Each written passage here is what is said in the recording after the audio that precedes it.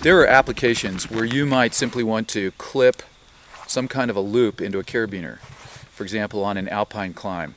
I'll add that a lot of rock climbers like to tie the figure eight directly into their harness, so they would be using a figure eight follow through, the same knot that we used in the segment around the tree. But let's say you're just clipping into a carabiner, you just have to clip it in. Or let's say that you can just drop it over a post. Maybe you're sailing your boat and you need to drop a loop of rope over some kind of a piling. So what would you do? Well, you could do what we just did.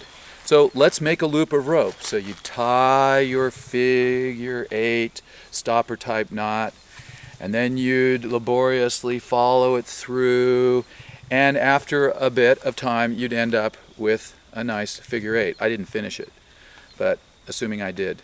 But that takes time. What if you wanted to simply create a quick loop of rope? So now you can use what's called a figure eight on a bight. So if you remember when we talked about terminology, we described what a bight was. A bight is simply laying a section of rope against another section of rope.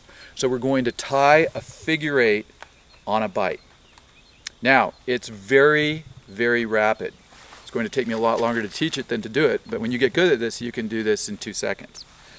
So here is how you tie a figure eight on a bight. You do nothing differently. You just pretend that it's a figure eight stopper knot. Now this is one of those knots where the smarter you are, the harder this is to do. If you're really stupid, this will be very easy for you. Just pretend that you're tying a figure eight stopper knot. So if you can tie that knot, you can tie a figure eight on a bight. The problem is people overthink this. So if you're smart, you're going to be going, okay, now I have 2 pieces of rope here, what do I need to do? Don't do anything.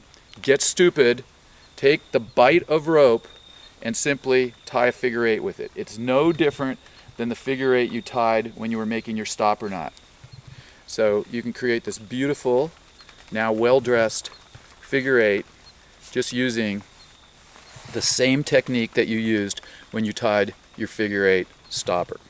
We're able to very quickly just clip in to a carabiner, and we don't have to tie the entire knot from scratch as a follow-through. Instead, we're tying it on a bight.